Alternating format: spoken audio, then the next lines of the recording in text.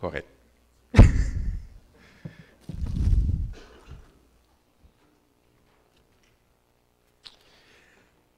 Bonjour tout le monde. Pour ceux et celles qui ne sont pas en vacances. Je suis content que vous avez eu un camp pour enfants cette semaine. J'aurais aimé voir ça. Ma petite fille était ici, de Gatineau. Elle était ici cette semaine, Juliette. Alors, malheureusement, je n'ai pas eu l'occasion de la voir. Ils sont repartis vendredi, mais c'est bon de savoir que mon garçon a dit, bon, on va la faire pratiquer avant d'aller au camp des boulots. C'était la première fois qu'elle avait plusieurs dodos en dehors de la maison. Alors, ça semble avoir bien été pour elle. Mais pour son petit frère, il a pleuré une couple de fois pendant la semaine, il s'ennuyait de sa sœur. Alors, j'espère que ça va durer avec les années, ça. Alors je vous invite à prendre vos Bibles dans Jean au chapitre 1. Jean, le 4e évangile. J'imagine que le PowerPoint n'est pas loin. Ah, là, voilà, c'est là, voici. Alors, Jean, au chapitre 1, le tout début de l'évangile de Jean, le 4e évangile. Alors, on va regarder ça. Je suis vraiment content avec ce que le groupe de louanges a apporté ce matin. Le thème était autour du nom de Dieu. Je ne sais pas si vous avez remarqué les paroles. Le thème était autour du nom de Dieu. Et il y avait un contenu de l'Évangile aussi dans les derniers chants qui étaient là. Et ça, j'aime ça. J'aime ça. Alors, Jean chapitre 1. On peut lire ce texte inspiré par le Saint-Esprit. Au commencement, la parole existait déjà. La parole était avec Dieu et la parole était Dieu. Elle était au commencement avec Dieu. Tout a été fait par elle, et rien de ce qui a été fait n'a été fait sans elle. Prions. Seigneur notre Dieu, ton peuple ou une partie de ton peuple s'est rassemblé ici ce matin à cause de toi, à cause de l'amour que tu as manifesté envers nous à travers ton Fils Jésus-Christ. Et Seigneur, nous voulons ce matin t'honorer, nous voulons d'abord t'adorer, simplement par notre présence dans nos pensées. On veut, Seigneur Dieu, être à tes pieds. Seigneur, on a besoin de toi. On a besoin que tu parles à nos cœurs meurtris. On a besoin, Seigneur Dieu, que tu nous encourages. On a besoin ce matin de te voir encore plus grand, de te voir encore plus merveilleux. Alors, Seigneur, ma prière ce matin, c'est que nous puissions tous ce matin apprendre davantage sur toi et que lorsque nous allons sortir d'ici ce matin, tu seras à nos yeux encore plus grand qu'à ce moment-ci avant d'entendre ta parole. Alors, Seigneur, enlève de nos cœurs ce qui ne t'appartient pas, afin que nos cœurs soient ouverts à recevoir de ta part. Et de ta part seulement. Je ne suis qu'un messager qui veut être caché derrière la croix de Christ. Alors, Seigneur, parle à nos cœurs ce matin. On t'en prie, on te le demande. Dans le précieux nom de Jésus. Amen.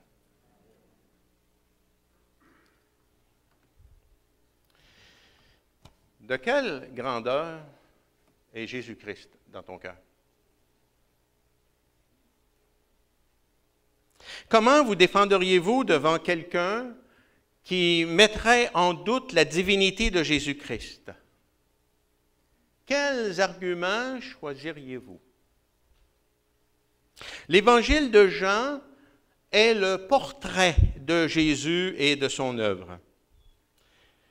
L'Évangile de Jean amène toute notre attention sur les 3 années de ministère de Jésus sur la terre, et particulièrement sur sa mort et sur sa résurrection. Et l'Évangile de Jean met bien en avant l'humanité et la divinité de Jésus. Le but de l'Évangile de Jean est clair et précis. Il se retrouve au chapitre 20, versets 30 et 31. Jésus a accompli encore, en présence de ses disciples, beaucoup d'autres signes qui ne sont pas décrits dans ce livre. Mais ceux-ci ont été décrits afin que vous croyiez que Jésus est le Messie, le Fils de Dieu, et qu'en croyant, vous avez la vie éternelle en son nom.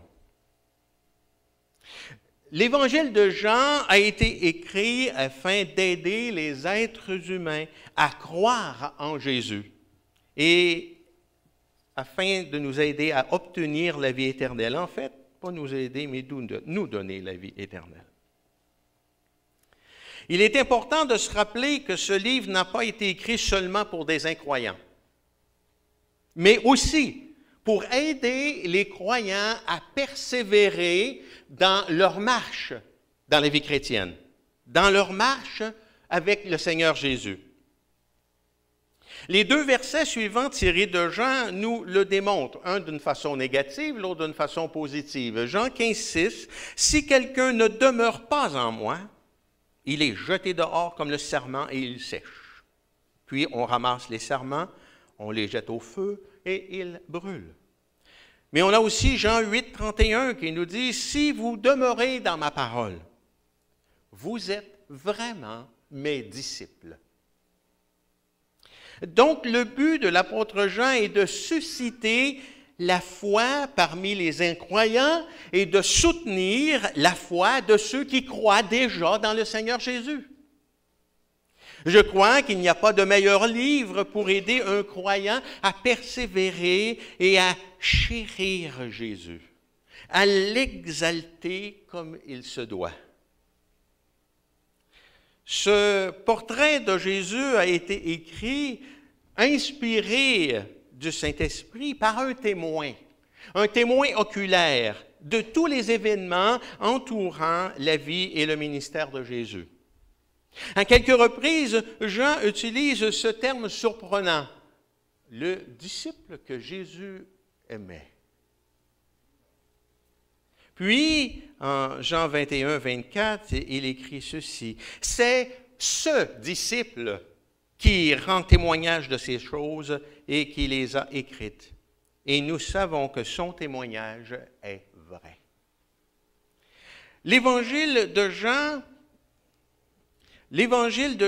est inspiré de Dieu parce que Jésus a promis que ses écrits le seraient.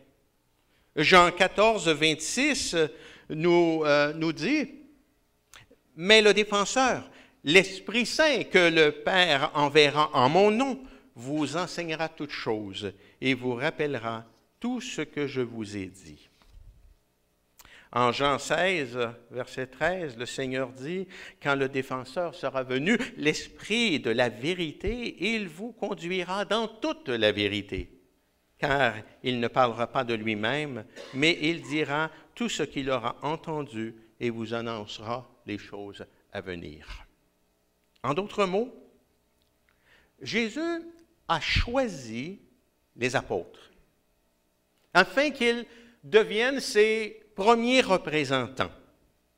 Il les a sauvés, il les a enseignés, il les a envoyés, il leur a donné à travers l'Esprit sa direction dans la rédaction des livres et des lettres qui serviraient au fondement de l'Église, en plus de quelques autres auteurs comme Paul, entre autres.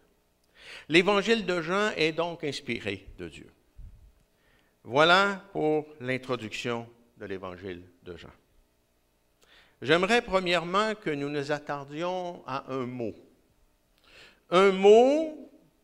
qui se répète dans les 3 premiers versets du chapitre 1. Un mot important, la parole. Au commencement, la parole existait déjà. La parole était avec Dieu et la parole était Dieu. Elle, la parole, était au commencement avec Dieu. Tout a été fait par la parole. Rien de ce qui a été fait n'a été fait sans la parole. La question fondamentale à se poser, c'est qui est la parole? Maintenant, il faut le prouver. Dans ce texte, il est clair que la parole est une personne. Le verset 1 nous affirme que la parole était Dieu. Donc, la parole est Dieu. Une des principales caractéristiques de cette parole se trouve un peu plus loin dans le chapitre 1, au verset 14, où là, il est écrit « Et la parole s'est faite homme. Elle a habité parmi nous, pleine de grâce et de vérité.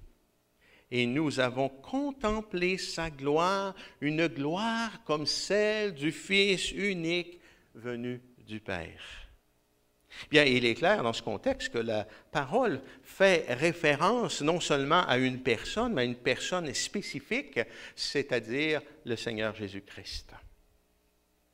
Jean, en commençant à écrire cet évangile, avait déjà à l'esprit qu'il nous raconterait le récit de ce que Jésus a fait et de ce qu'il a enseigné.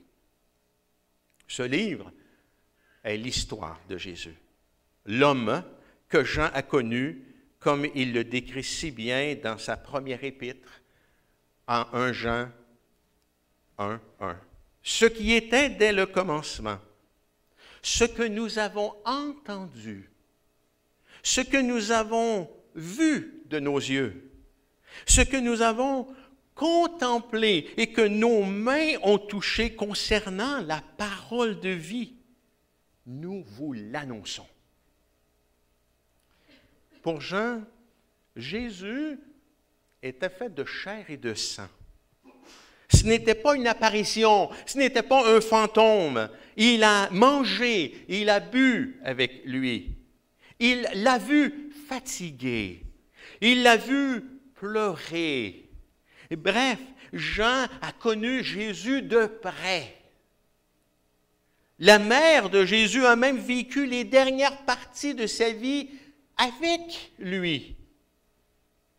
Donc, ce que tente de faire Jean dans les 3 premiers versets de son évangile, c'est de nous transmettre la plus grande des vérités concernant Jésus. Il ne veut pas prendre plus de 3 versets pour nous confier ce qu'il a appris pendant 3 ans. Il veut que nous fixions dès le début notre pensée sur la majesté éternelle de Jésus-Christ. Il veut qu'on fixe notre attention sur sa divinité, sur son œuvre de création en tant que Dieu de tout l'univers. Mais pourquoi Jean a-t-il choisi le mot « parole » pour identifier Jésus? Pourquoi l'a-t-il appelé la parole? Je crois que la réponse est assez simple.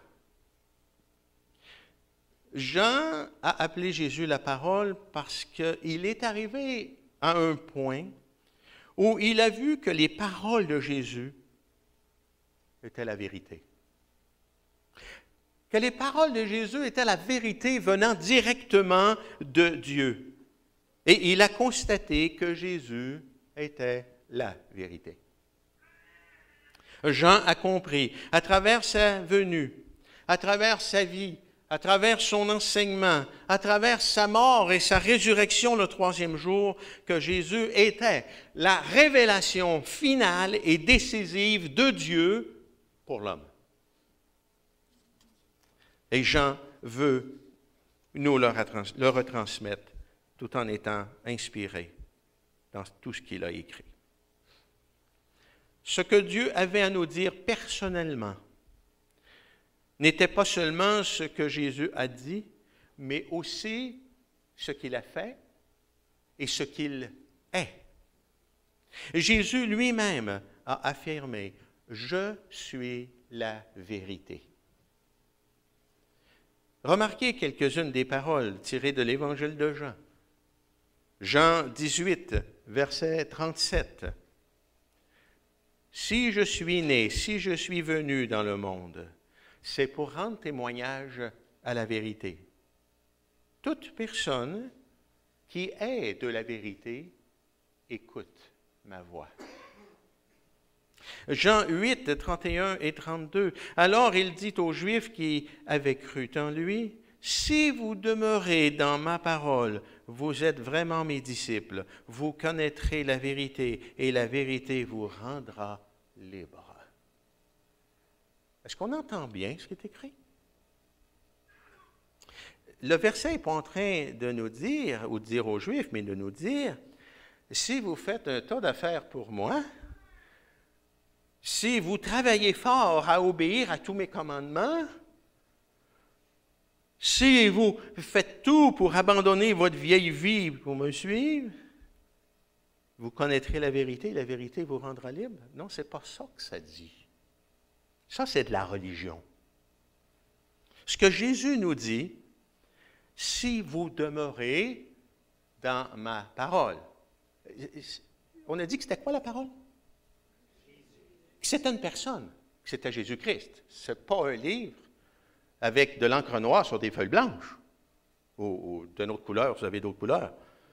Hein? Il dit, si vous demeurez dans ma parole, vous êtes vraiment mes disciples.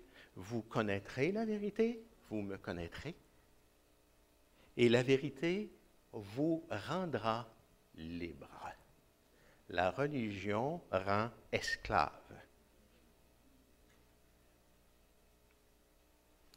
Jean 15, 7. Si vous demeurez en moi et que mes paroles demeurent en vous, il est intéressant de constater que lorsque nous sommes en Jésus-Christ, sa parole habite aussi en nous. Les deux ne sont pas à dissocier. Je me souviens, avant de venir au Seigneur, j'avais commencé à lire la Bible. Après avoir lu un petit bout de l'Ancien Testament, je me suis allé dans le Nouveau Testament. Et là, bon, je me rappelais de la vie de Jésus que ma mère m'avait raconté, que les bandes dessinées qu'elle m'avait données, je me rappelais tout cela. Mais je ne comprenais pas grand-chose à l'exception de deux choses, c'est les contradictions de ma vie avec la Bible, puis les contradictions de ma religion avec la Bible. Et après le 14 juin 81, lorsque j'ai repris cette même Bible, elle s'était ouverte devant moi. Pourquoi? Parce que là, maintenant, la parole venait habiter en moi. Mon cœur était maintenant ouvert à recevoir ce que Jésus avait pour moi.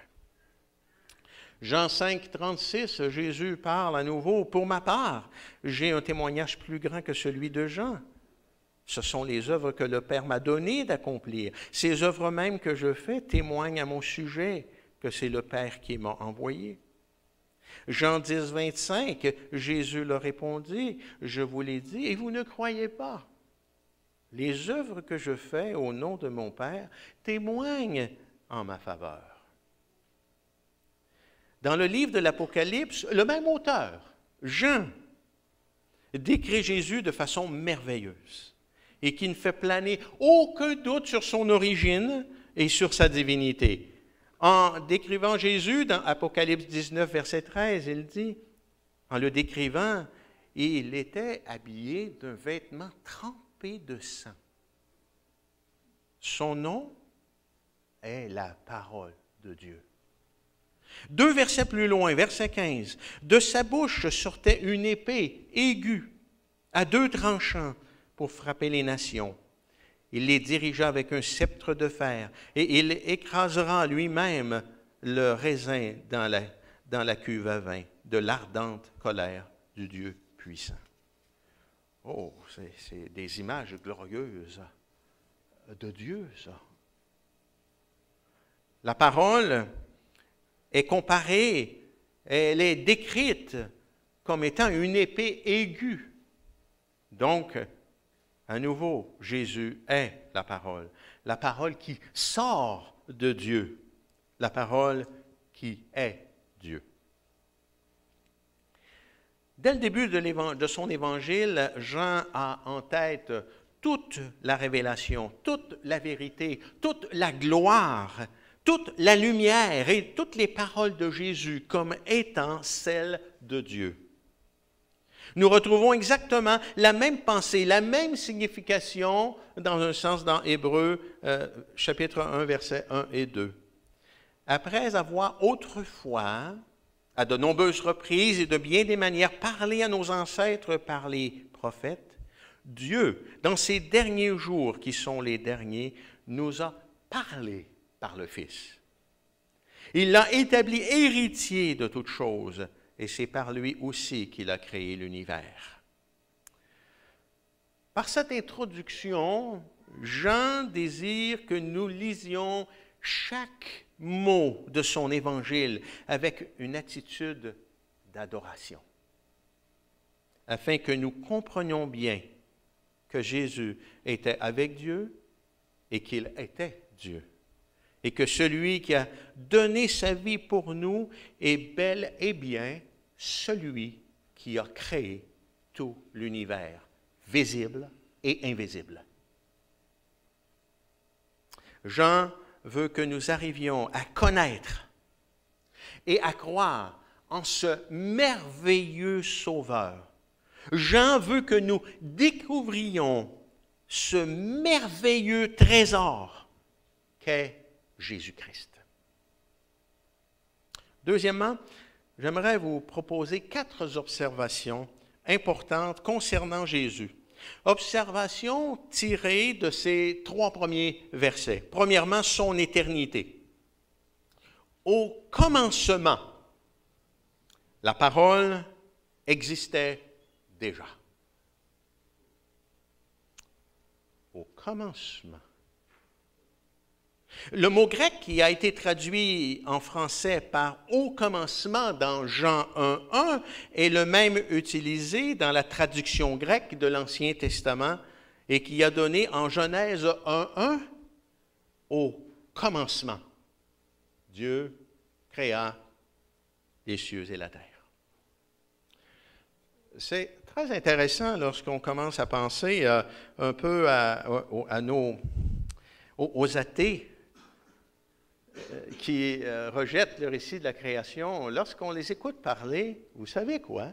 Ils déclarent la création puis ils ne s'en rendent même pas compte. Qu'ils soient fans du Big Bang ou d'une autre théorie, ils arrivent toujours à la place où il y a un commencement.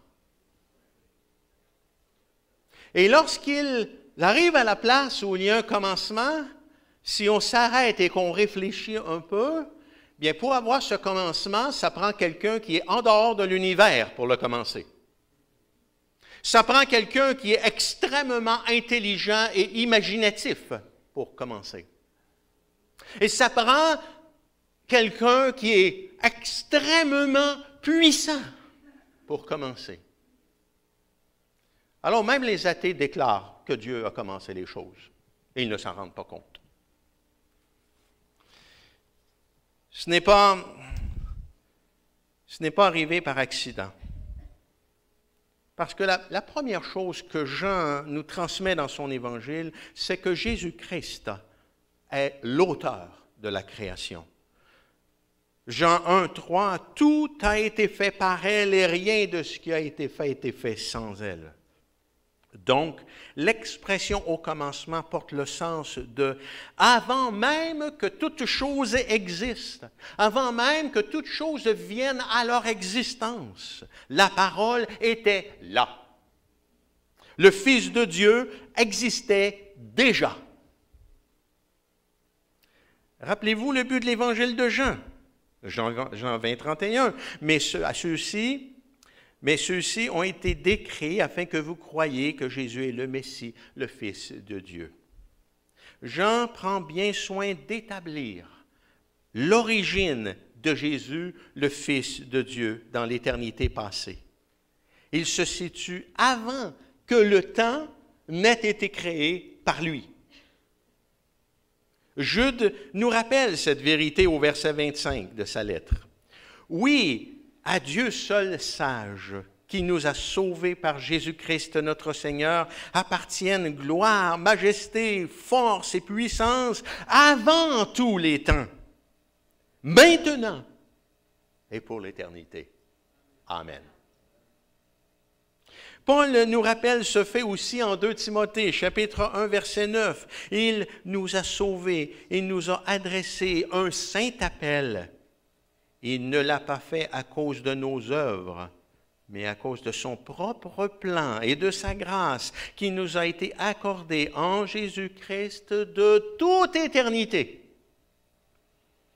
Donc, avant que le temps ne commence, avant que l'œuvre de la création débute, la parole, Jésus-Christ, existait déjà et c'est celui que l'apôtre Jean veut que nous rencontrions dans son évangile. Première observation, Jésus-Christ est éternel. La deuxième, c'est son identité. Au commencement, la parole existait déjà. La parole était Dieu et la parole était avec Dieu et la parole était Dieu. Une des marques importantes de l'évangile de Jean est que la doctrine la plus profonde nous est présentée dans les mots les plus simples. Jésus-Christ, Dieu fait chair. Y a-t-il une doctrine plus fondamentale et plus profonde que celle-là? Jean ne peut pas nous la présenter d'une façon plus simple. Le Fils, Jésus-Christ, était Dieu, il était avec Dieu, il est Dieu. Lorsque nous entendons les Juifs en Jean 10, 33 dire « Ce n'est pas pour une belle œuvre que nous te lapidons, mais pour un blasphème, parce que toi, qui es un être humain, tu te fais Dieu. » Non, mais ce n'est pas un blasphème. Jésus est Dieu et il leur a prouvé par les miracles qu'il a fait, par les œuvres que seul Dieu peut faire. Guérir des maladies incurables, rendre la vue à des aveugles-nés, ressusciter des morts, chasser des démons, arrêter une tempête, marcher sur les eaux. Connaissez-vous un être humain capable de faire ça? Seul Dieu peut faire ça. Seul Dieu peut faire ça. Et les Juifs ne voient pas cela. Ils le voient comme un simple homme qui blasphème. Mais Jésus sait parfaitement qui il est. Ce n'était pas un blasphème. Jésus a parfaitement affirmé et prouvé ce qu'il est. Il est ce qu'il affirme être. Notre Sauveur, notre Seigneur. Il est Dieu. Pas d'amen. Première observation, Jésus est éternel. Deuxième, Jésus est Dieu. Troisième, c'est sa relation avec Dieu. Au commencement, la parole existait déjà. La parole était avec Dieu.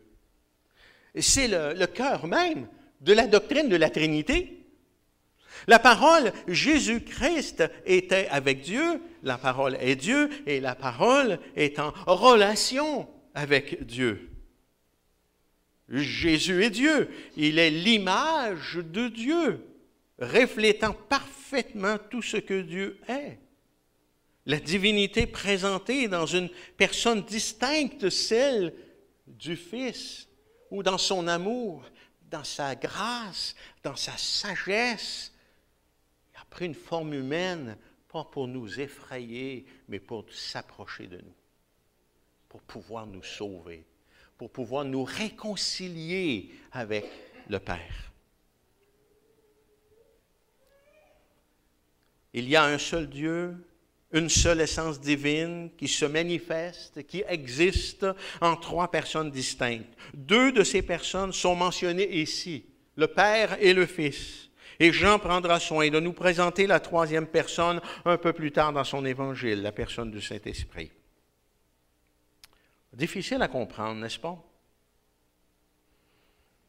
Voici pourquoi l'Écriture nous laisse voir nos limites en tant que créature de Dieu. 1 Corinthiens, chapitre 13, versets 9 et 12. En effet, nous connaissons partiellement et nous prophétisons partiellement. Aujourd'hui, nous voyons au moyen d'un miroir, de manière peu claire, mais alors nous verrons face à face. Nous le verrons face à face. Aujourd'hui, je connais partiellement, mais alors je connaîtrai complètement, tout comme j'ai été connu. Oh, minute. Aujourd'hui, nous voyons au moyen d'un miroir de manière peu claire. Moi, matin, quand je me suis regardé dans le miroir, là, c'était clair. Toutes les imperfections paraissaient là. Et qu'est-ce qu'il dit là? Ben, il faut simplement retourner 2000 ans en arrière. Là. Parce qu'un miroir, à l'époque de Jésus, c'était un morceau de métal qu'on polissait du mieux qu'on pouvait, puis là, on essayait de se placer les couettes avec ça. Donc, c'était pas trop clair, là. C'est pas pire, là. Ceux qui sont très, très sensibles à leur image physique, là, ils étaient bien dans cette époque-là, parce qu'il y a des imperfections, ils ne voyaient pas, là. Alors, c'est pour ça que Paul dit ça, là, parce que c'est son époque. Je veux dire, le miroir, il reflète, un peu distorsionné, puis ce n'est pas les miroirs qu'on a aujourd'hui. Donc, on a besoin de retourner 2000 ans en arrière pour bien comprendre ce que le texte est en train de nous dire, à nous aujourd'hui, en 2016. Si Jésus n'est pas Dieu, il est impossible d'accomplir notre salut. Hébreux chapitre 2, versets 14 et 15. Puisque ses enfants ont en commun la condition humaine, lui-même l'a aussi partagée de façon similaire, ainsi par sa mort. Il a pu rendre impuissant celui qui exerçait le pouvoir de la mort, c'est-à-dire le diable, et libérer tous ceux que la peur de la mort retenait leur vie durant dans l'esclavage. Il fallait que Jésus soit à la fois homme et à la fois Dieu pour accomplir notre salut. Les 3 premières observations nous ont conduit à l'éternité de Jésus, à sa divinité et à sa relation avec le Dieu tréunitaire. La 4e observation fait référence à sa relation avec le monde. Versets 2 et 3. Elle était au commencement avec Dieu. Tout a été fait par elle, et rien de ce qui a été fait n'a été fait sans elle. Il est important, ce passage.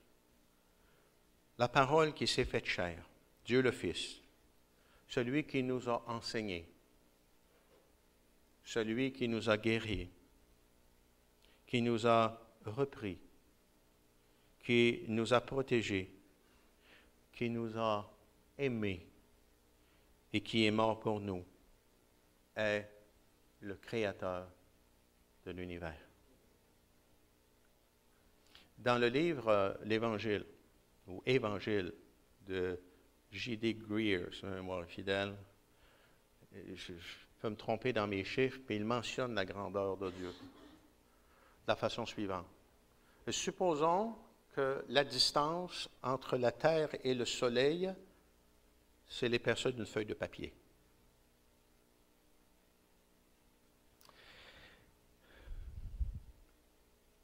La distance entre la Terre et l'étoile la plus proche, autre que le Soleil, va être équivalent à une pile de papier de plusieurs mètres de haut. La distance décrivant la grandeur de notre galaxie serait une pile de papier de 489,7 km de haut. Et Dieu nous dit, et ça, ça c'est une galaxie, il y a des millions de galaxies dans l'univers. Et Dieu dit qu'il tient l'univers entier dans la paume de sa main.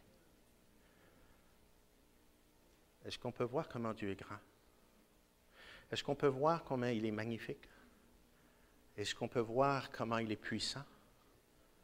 Est-ce qu'on peut voir comment, malgré la grandeur de tout cela, il nous a aimés personnellement au point de venir sur la terre pour nous réconcilier avec lui? C'est ça, c'est lui notre Dieu. C'est lui notre Dieu. Et si je tombe en amour avec lui, vous savez quoi? Je n'aurai pas besoin d'exhortation à prier. Ceux qui sont mariés, là, quand vous avez fréquenté votre femme ou votre mari, est-ce que vous vous parliez? J'imagine que oui. Mais pourquoi vous y parliez? Parce que vous l'aimiez. Donc, si on est en amour avec Jésus, vous savez quoi? On n'aura pas de misère à y parler. On va vouloir y parler. Si on est en amour avec Jésus, on va vouloir être là où il est. Là où il est présent. On va vouloir être au milieu de son Église. C'est une question d'amour, pas une question d'œuvre. C'est une question d'être en amour avec celui qui a créé l'univers entier et qui nous a vus. Aïe, on est plus petit qu'un grain de poussière dans tout le sable de la terre, quand on considère la grandeur de l'univers. C'est lui notre Dieu. C'est lui qui est venu à nous. La doctrine de la Trinité se voit du verset 1 au verset 3. Tout a été fait par elle. Dieu le Père qui agit à travers la parole, Dieu dit, et la chose fut. La parole est le Créateur, et si elle est le Créateur, Jésus est donc le Dieu Créateur. Jésus est donc mon Sauveur, il est mon Seigneur, il est aussi mon ami. Jésus est mon Créateur. Par ce fait, Jésus n'a pas pu être créé, comme certains le pensent. Supposons que certaines personnes de différents groupes viennent vous voir, ou toute autre personne qui ne croit pas que Jésus-Christ est Dieu, et il vous dit qu'il n'est pas éternel, croyant plutôt qu'il a été créé, qu'il fut l'œuvre numéro 1 de la création, ou qu'il est le plus grand des anges. Jésus a écrit le verset 3 pour ces personnes-là. Le verset ne dit pas simplement que tout a été fait par elle. Le verset dit, il ajoute, mais il n'y a rien de ce qui a été fait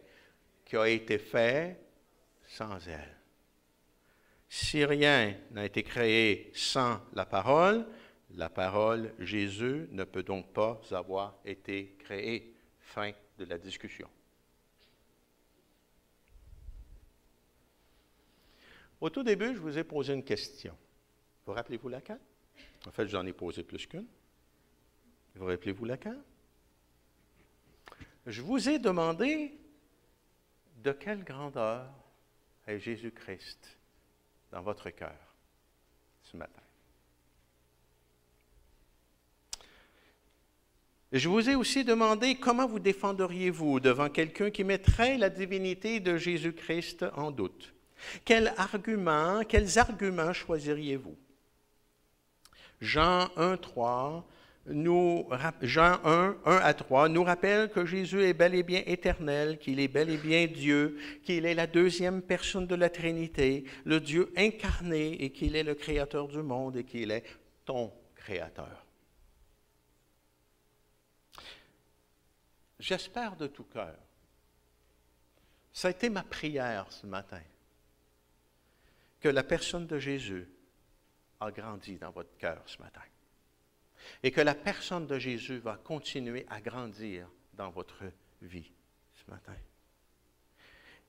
Que sa personne devienne la personne la plus importante, votre possession la plus importante de votre vie. Et que ta relation soit une relation privilégiée avec lui. Que tout cela dirige ton existence. Parce que c'est la volonté de Dieu d'avoir une relation avec nous.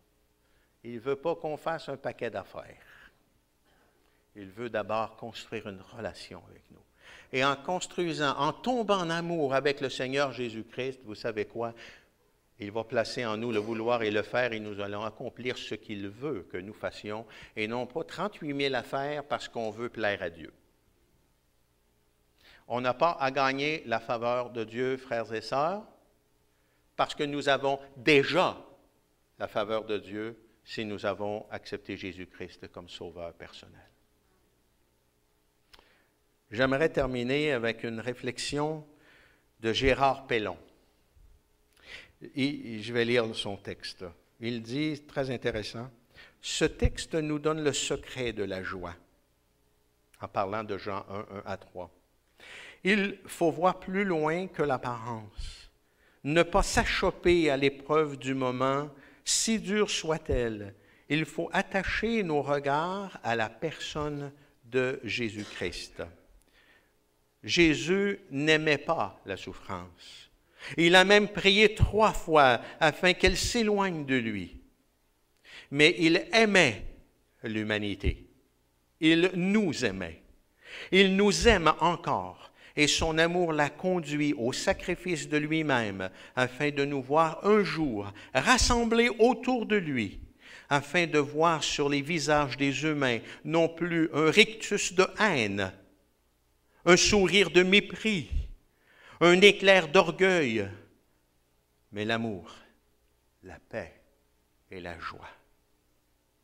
Une harmonie qu'aucun homme ne peut amener. Lui, Jésus, à la croix, accomplit ce miracle. Il console, il apaise, il pardonne, il donne des certitudes.